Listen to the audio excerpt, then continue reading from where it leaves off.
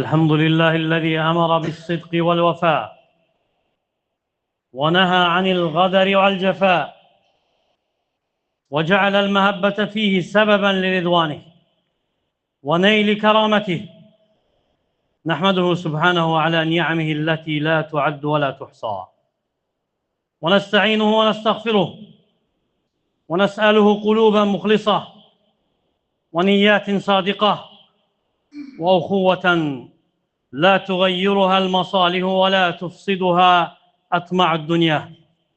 وأشهد أن لا إله إلا الله وحده لا شريك له، وأشهد أن محمدًا عبده ورسوله صلى الله وسلم وبارك عليه وعلى آله وصحبه أجمعين. أما بعد، فأوصيكم بتقوى الله، فإنها خير زاد نتزود به في هذه الحياة، وخير عدة ليوم نلقى fihi Rabbuna. Əziz değerli kardeşler, əziz Müslümanlar, ilk önce Allah'tan korkmağı tövsiye edirəm. Ve təqva bu dünyadan götüreceğimiz en hayırlı azüqədir. Ve Rabbimizle karşılaşanda en hayırlı hazırlıqdır. Sonra bil ki, insanlar arasında olan mübah, menfaat hiç de haram değil. Aksine insanlar möhtacdılar birbirlerine. İhtiyaç duyurlar birbirleriyle muamele etmeye, yardımlaşmaya, xüsusən də dünyavi işlərində. Lakin bəla, müsibət odur ki, bu mənfəət bütün münasibətlərin, əlaqələrin ruhuna çevrilsin. Və əgər mənfəət tapırsa, görsən sevgi olur.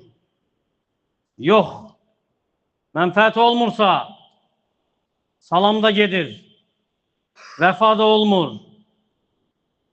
Ona görə də cəmiyyətləri fəsad edən ən xəbis şeylərdən biri də münasibətlərin, əlaqələrin soyuq ticarətə çevrilməsidir. Görsən ki, bu münasibətlər yalnız maddi alış-veriş üzərində ayaqda durur. Elə ki, mənfəət bitir, hər şey sona çatır. Lakin sadiq mömin qardaşını üzərindən keçəcəyi bir körpü edib, sonra məqsədinə çatdıqdan sonra onu sındırmır. Əksinə, onu ehtiyacı üçün qapı eləmir ki, sonra ehtiyacı ödəndikdə o qapını unutsun, yox. Çünki elə bir zamanda yaşayırıq ki, üzlər çoxalıb, lakin qəlblər azalıb. Tanışlıq izdihamdır, lakin qardaşlıq nadirdir. Ona görə də istəyirəm ki, bu acı bir həqiqətə görə dayanaq biraz. Baxaq məsələyə. Neçə sadiq dost var ki, hansı ki, elə hesab edirsən ki, onların dostluğu möhkəmdir, Allah üçündür.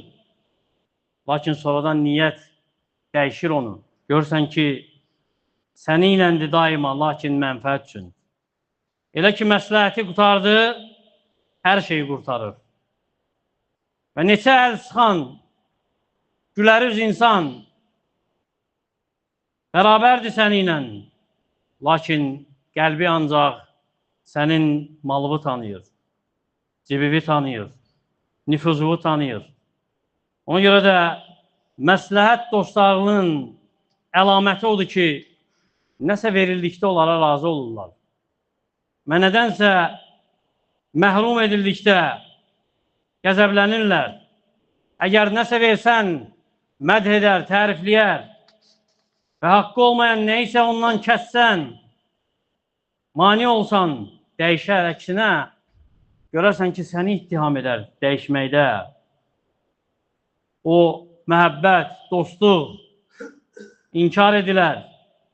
Ona görə Allah Teala bu xislətin həqiqiliyini açıb bizim üçün. Öz kəlamında deyir ki, وَمِنْهُمْ مَنْ يَلْمِزُكَ فِي الصَّدَقَاتِ فَاِنْ عُوتُوا مِنْهَا رَضُوا وَاِنْ لَمْ يُعْتَى مِنْهَا اِذَا هُمْ يَسْخَدُونَ. Onlardan bəziləri səni tənbih edir sədəqələrə görə.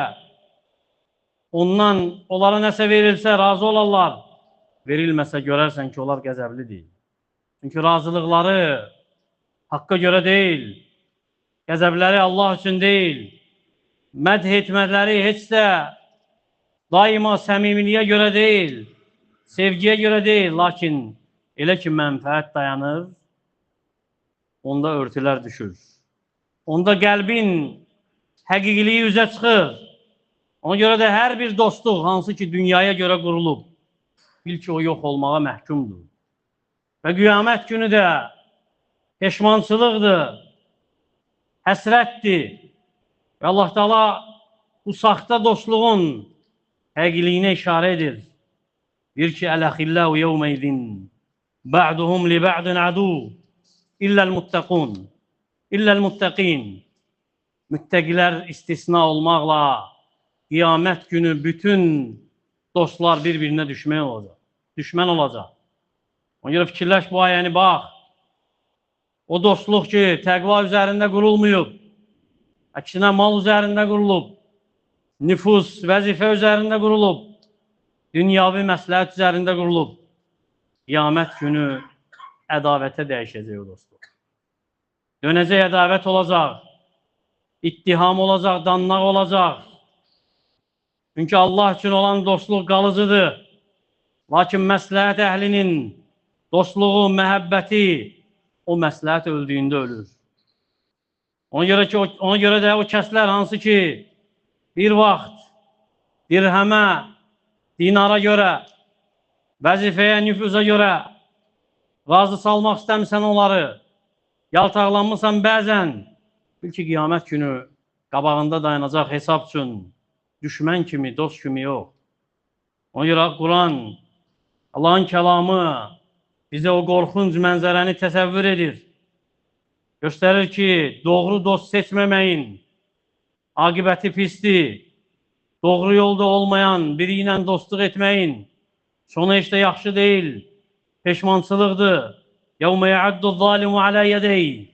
O gün zalim əllərini dişləyəcək və ya çeynəyəcək. Deyəcək ki, يَا لَيْتَنِ اتَّخَذْتُ مَعَ الرَّسُولِ سَب۪يلًا. Kaş ki Peyğəmbərin tutduğu yolda olaydım, onun tutduğu yolu tutaydım. يَا لَيْتَنِي يَا وَيْلَتَا لَيْتَنِي لَمْ أَتَّخِذْ فُلَانًا خَلِيلًا. Vay olsun mənə, kaş ki filan kəsi özümə dost götürməzdim. لَقَدْ عَدَلَّنِي عَنِ الذِّكْرِ بَعْدَ إِذْ جَاءَنِي. Mənə zikir gəldikdən sonra məni ondan azdırdı. وَكَانَ الشَّيْطَانُ لِلْإِنسَانِ خَذُولًا. Həqiqətən şeytan insanı köməksiz qoyandır. Nə qorxunc mənzərə, insan əllərini dişləyir. Elə bilmə ki, ancaq etdiyi günahlarına görə yox, bu dünyada düzgün dost seçmədiyinə görə, keçidi məsləhətə görə, dostluq etdiklərinə görə, hansılar ki, azdırıblar onları Allahın yolundan, ona görə çəkin, qorx o dostlardan, çünki dost çəkəndir.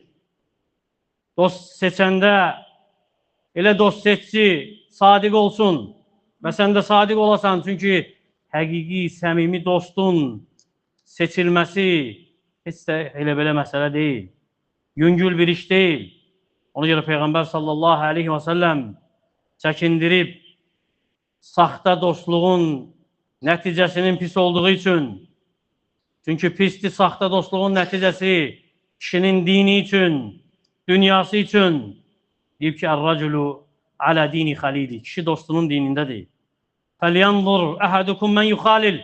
Sizdən biri baxsın kimi özünə dost götürür. Ona görə də məsləhət üçün olan dost kölgəyə bənziyir. Məsləhətə görə dostluq edən kölgədir. Səni iləndir səhər vaxtı, duha çağı kimi, ehtiyacı uzandığı müddətcə gəzir səni ilə. Elə ki, günəş keçdi zeniti, kölgənin itdiyi kimi itir. Ehtiyacı bitdisə, kölgə kimi yox olur. Ona görə Peyğəmbər sallallahu aleyhi və səlləm misal çəkib bizə çox mənalı, bəlağətli, sadiq dostla pis dostun misalını deyib ki, yaxşı dostun və pis dostun misalı, yəni yaxşı dostla oturanın, pis dostla oturanın misalı, misk ətrini daşıyanın və körü üfrənin misalı kimidir. Və ətir daşıyan ya hədiyyə edər ondan sənə, ya alarsan ondan o ətiri, ya da ki, onun qoxusundan nəsə toxunar sənə. Amma körü ilə üfrənin ya paltarını yandıracaq, ya da ki, ondan pis qoxu təsir edəcək sənə. Ona görə də pis məsləhət sahibləri, bu körük sahibləri kimidir? Dinini yandırır, əxlaqını yandırır, bəzən heç hiss etmirsən də. Hətta nəhayət mənfəət, səndən ona gələn xeyir bitdikdə tərk edir səni, gedir, sanki heç tanımayıb da. Lakin bu demək deyil ki, bu dediyim sözləri eşitdikdən sonra çıxasan, bütün insanları ittiham edəsən xəyanətdə, pis niyyətdə.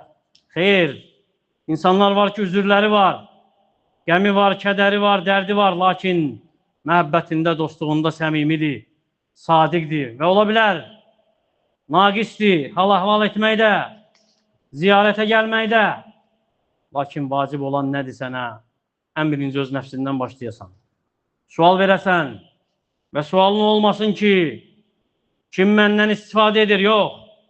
Sualın olsun ki, sən ehtiyacıva görə kiminlə yaxınlıq etmirsən, yaxın olmuşsan, dost olmuşsan, kiminlə əlaqə saxlamısan ki, ehtiyacın aradan qalxsın.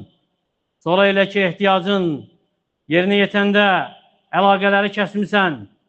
Sual ver ki, neçə dəfə dilin hansısa bir insana qardaş deyib, lakin əslində qəlbin məsləhətim deyib.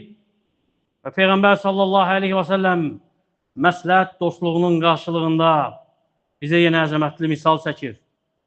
Həqiqi dostluğa, həqiqi məhəbbətə, xalis Allah üçün olan qardaşlığa xəbər verir bir kişini, hansı ki, qardaşını ziyarət etmək üçün bir kənddən başqa kəndə çıxır və Allah Teala onun yoluna bir mələk salır və soruşur mələk ondan ne üçün getdiyini, deyir ki, məgər onun yanında sənin üçün qoyduğu bir yaxşılıq var, hansı ki, sən onu davam etdirmək istəyirsən. Kişi deyir ki, xeyr, lakin mən onu Allah üçün sevirəm. Və deyir ki, mələk, mən Allahın sənə göndərdiyi elçiyəm. Bil ki, sən onu sevdiyin kimi Allah Teala da səni sevir. Kişi çıxır, nə mal istəyir, nə xidmət istəyir, nə şərəf, nə vəzifə istəyir. Onu hərəkətə gətirən Allah sevgisidir. Ona görə qayıtdığında da müjdəsi Allah sevgisi olur onun üçün. Ona görə sual verin nəfsimizə, nə vaxt hansısa unudulmuş bir qardaş haqda soruşmusan, nə vaxt zəif düşmüş, malı əldən getmiş, heç bir xeyri faydası olmayan birini axtarmısan, ziyarət etmisən, nə vaxt məsləhət dostları onu tərk edəndə, sən onun yanında dayanmısan və məsləhət sahibi, onun saxtakarlığı üzə çıxma saati var. Nə vaxt o vaxt ki, ehtiyacı qalmır heç kimə. Həqiqi ehtiyac duymur heç kimə. O vaxt saxta məsləhəti üzə çıxır. Xəsarətə düşdüyündə sən, malın əldən getdiyində, o saatda bilinir o, səmimidir yoxsa saxtadır onun dostluğu. Əgər yaxşı halında sənə yaxınlaşıb, pis halında səndən uzaqlaşan dost görürsənsə, bil ki, o səni yox, sənin əlində olanı sevir. Və sadiq dost səninlədir daima. Hətta çətinliyini həll edə bilməsə də, lakin səni o çətinliyin içərisində tərk etməz tək başına. Malı ilə sənə kömək edə bilməsə də, nəsə verə bilməsə də, lakin dəyişməyən qəlbini verər, kəsilməyən duasını verər, çətin anlarda dəyişməyən mövqeyi göstərər. Ona görə Peyğəmbər sallallahu aleyhi və səlləm çəkindirib bizi dünya əhlindən, onun parlaqlığından ki ona aldanıb sadiq səmimi dostları tərk etməyək. Eləcə də Allah Taala öz kəlamında işarə edib bizə ki, o dostlar ki səmimidir, sadiqdir, onlarla olaq, uzaqlaşmayaq onlardan xitab edir Peyğəmbərinə və bu xitab ümmətədir həmçinin. Deyir ki, وَاصْبِرْ نَفْسَكَ مَعَ الَّذ۪ينَ يَدْعُونَ رَبَّهُمْ بِالْغَدَاتِ وَالْعَشِيِّ يُرِيدُونَ وَجْهَهُ. Allah'ın üzünü istəyərək, ona gecə gündüz dua edenlerle bir yerde səbirli ol. وَلَا تَعْدُ عَيْنَاكَ عَنْهُمْ تُرِيدُ زِينَةَ الْحَيَاةَ الدُّنْيَا. Dünya bərbəzəyini istəyib, onlardan yayınma, çevrilmə. وَلَا تُطِعْ مَنْ أَغْفَلْنَا قَلْبَهُ عَنْ ذِكْرِنَا وَاتَّبَعَ هَوَاهُ وَكَانَ أَمْرُهُ فُرُوطًا. İşi həddi aşmaq olan, gafil olan, qəlbi Allah'ın zikrindən uzaqlaşmış insanların havasına tabi olma. Fikir ver. Allah Teala əmr edir Peyğəmbərinə, sadiq, səmimi kasıblarla olsun. Hansı ki onun ətrafındaydı. Onun gətirdiyi dinə tabi idilər. Baxmayaraq Məkkə müşrikləri zahirən məsləhət olsa da, dəvətin məsləhətinə, xeyrinə olsa da, ona əmr etmişdilər, istəyirdilər ki, o kasıbları tərk etsin. Lakin Allah Teala buna razı olmadı. Ona görə Peyğəmbər sallallahu aleyhi və səlləm bizə meyar verib, dost seçəndə, ölçü verib, o ölçü ilə dost seçək. Deyib ki, lə tusahibillə müminə, yalnız möminlə dostluq et. Və lə yəqulu ta'aməkə illə taqi. Yeməyi də yalnız Allah'tan qorxan yesin. Ona görə də tərəzi ölçü sənin üçün Allah Teala'nın buyurduğu kimi olsun. Elə dost seç ki, o səni Allah Teala'ya yaxınlaşdırsın, uzaqlaşdırmasın. Elə dost seç ki, xəta etdiyində sənə nəsihət etsin, yaltaqlanmasın. Elə dost seç ki, sən xəsarətə uğradığında, malın, mülkün əldən getdiyində itməsin, qaçmasın. Buyurur ki, sallallahu aleyhi və səlləm, ən xeyirli dostlar, xeyir dostları ilə xeyirli olanlardır. Ona görə də xeyirli dost neymətdir və xeyirli dost o dostdur ki, səndən mənfəət güdmür və xeyirli dost örtüdür sənin üçün, səni rüsva edən deyil, sənə yardımdır, sənin üçün yük deyil və sənin yaraların üçün məlhəmdir, yaralarının artması üçün səbəb deyil və sadiq dostluğun əlamətindən həmçinin aranda, səni ilə onun arasında ixtilaf olsa da əmanəti qoruyar. Ola bilər dostluq bitsin, lakin əmanət bitməməlidir. Ola bilər qardaşın səndən uzaqlaşsın, lakin o uzaqlaşma onu vadar etməməlidir səni rüsva etməyə, örtünü aradan qaldırmağa, illərin dostluğunu ədavət olanda silaha çevirməyə. Ona görə Allah'tan qorxun, nəfsinizi hesaba çəkin, hesaba çəkilməmişdən əvvəl. Baxın, oturub durduqlarınıza, çünki qiyamət günü onlar haqda soruşulacaq sizdən və sonra bilin ki, Peyğəmbər sallallahu aleyhi və səlləm sadiq dostları müjdəliyib, Allah Teala'nın sevgisi ilə, Allah üçün bir-birini sevənləri müjdəliyib və deyib ki, Allah Teala qiyamət günü deyəcək ki, hanı mənə görə bir-birlərini sevənlər, bugün heç bir kölgənin olmadığı bir gündə və heç kəsin kölgəsi olmadığı bir gündə mən onları öz kölgəmdə kölgələndirəcəm. Ona görə də bugündən başda niyyətvi düzəlt, əlaqələrvi düzəlt, qardaşlarınla əlaqə saxla, heç bir mənfəət qarşılığı gözləmə. Sən illərlə axtarılan və axtardığın o qardaş sən ol və bil ki, həqiqi qardaşlıq Allah üçün olur, saxta qardaşlıq ki, dünya mənfəəti üçün olur. Allah'tan diləyirəm ki, Allah Teala qəlblərimizi təmizləsin, qəlblərimizi nifaqdan, əməllərimizi riyadan, dilimizi yalandan təmiz etsin, pak etsin, əlaqələrimizi, münasibətlərimizi xəyanətdən, fasid, pis məsləhətdən uzaq etsin. Allahım, bizi səmimi qardaşlar et. Allahım, bizi ixlaslı qardaşlar et. Sənə görə bir-birlərini sevən, bir-birlərinə bağlı olan qardaşlardan et. Bir-birlərinə nəsihət edən, çətin, pis halda bir-birinin yanında duran qardaşlardan et. Allahım, aramızda olan ədavəti islah et. Qəlbimlərimizi birləşdir. Kini, ədavəti, tamahı bizdən uzaq et. Bizim sevgimizi, sənə olan sevgimizi və bir-birimizin arasında olan sevgimizi davamiyyətli et, xalis üzün üçün et.